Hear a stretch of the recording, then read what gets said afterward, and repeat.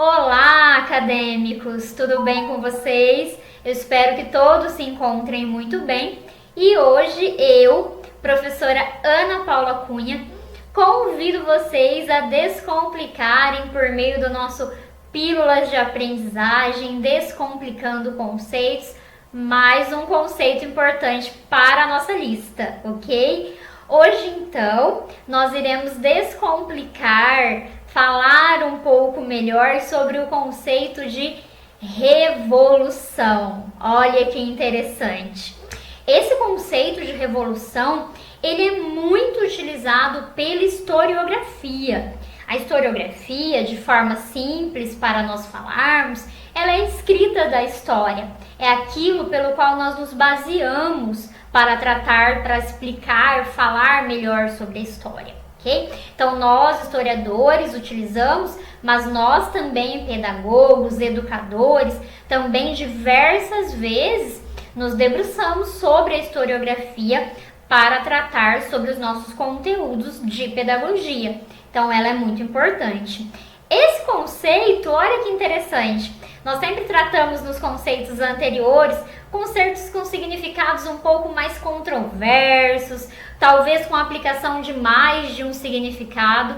E olha só, esse não, pessoal. O conceito de revolução na historiografia não é um conceito controvertido, ou seja, os historiadores que tratam, escrevem a história por meio, claro, das suas pesquisas, a história também é uma ciência, assim como a pedagogia, né?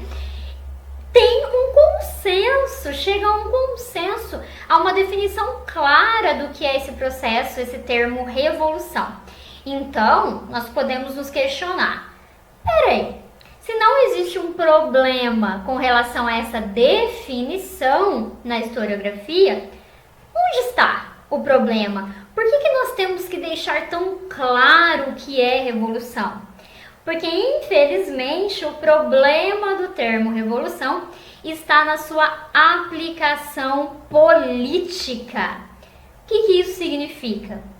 Algumas vezes o termo revolução é utilizado como sinônimo no lugar de golpe, de reforma e até mesmo de manifestação.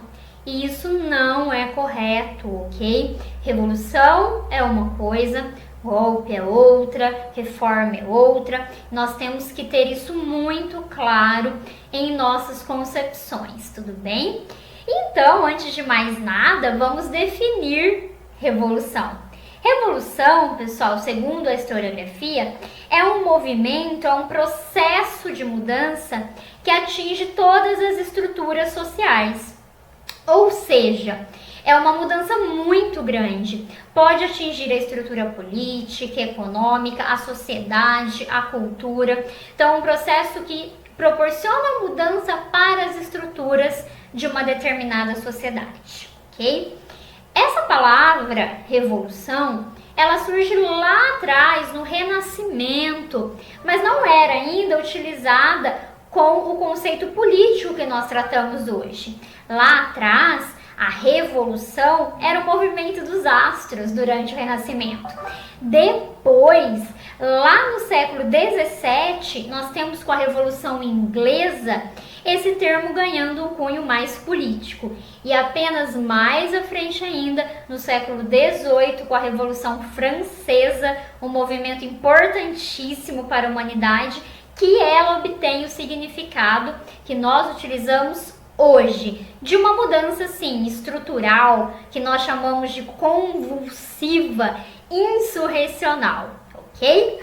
Então, nós podemos pensar em revolução como um confronto entre a classe que detém o poder do Estado e as classes que se consideram excluídas de participação nesse poder.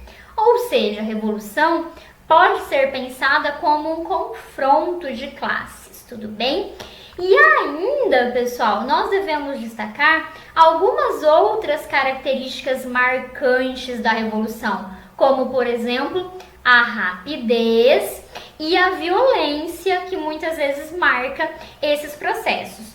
Por isso, pela rapidez, pela violência, que a revolução ela é considerada sempre traumática. Traumática não no sentido pejorativo, mas traumática no sentido de que ela retira a sociedade da sua inércia, da passividade que vivia naquele momento em si. Esse termo revolução, ele pode ser aplicado também a outras áreas da humanidade, né? Como, por exemplo, não só uma revolução política, mas uma revolução cultural, uma revolução tecnológica. Então, ele pode ser utilizado em diversas áreas do conhecimento. E claro, como eu sempre destaco em todo conceito, a revolução também tem que ser analisada no seu contexto histórico. Por exemplo, nós temos um contexto histórico para a Revolução Francesa, nós temos um contexto histórico para a Revolução Industrial, outro para a Revolução Russa. Elas não deixam de ser revoluções, mas cada uma com características particulares de acordo com o contexto histórico em que elas ocorrem. Na política, especificamente, a historiografia também costuma classificar a revolução em dois tipos, em duas subdivisões: revoluções burguesas e revoluções proletárias, ok? Exemplos: uma revolução burguesa foi a própria Revolução Francesa e uma revolução proletária foi a Revolução Russa. Cada uma age de acordo com o interesse dessas classes, por isso elas são classes opostas e as revoluções são classificadas também opostas em dois tipos distintos. Mas é muito importante que nós saibamos o seguinte, que aqui na América Latina o desenvolvimento do capitalismo foi diferente do que aconteceu lá na Europa. Então, para nós aqui é difícil trabalhar com essa subdivisão em revolução burguesa ou revolução proletária. Por isso, para nós, na América Latina, se aplica melhor o termo de revoluções anti-imperialistas, de acordo novamente com o nosso conceito e o nosso contexto histórico em que nós vivemos esses processos revolucionários, tudo bem? Então, pessoal, enquanto educadores, nós devemos nos preocupar muito com a utilização dessa palavra, com a utilização desse termo. Toda palavra, ela tem um uso político, isso é muito importante. Por isso, nós devemos ser precisos nesses conceitos, na aplicação desses conceitos em sala de aula.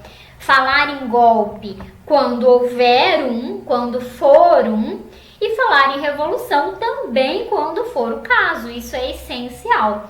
No caso brasileiro, nós temos esse detalhe, tratar 1964 como um golpe e não como uma revolução. Este também é um dado de um consenso historiográfico, tudo bem? E isso serve para todas as demais revoluções e processos, cada um com a sua característica, sendo golpe, sendo revolução, sendo manifestação ou sendo reforma. Espero que vocês tenham ampliado seus conceitos hoje e eu aguardo vocês em demais momentos em que nós estaremos juntos. Abraços!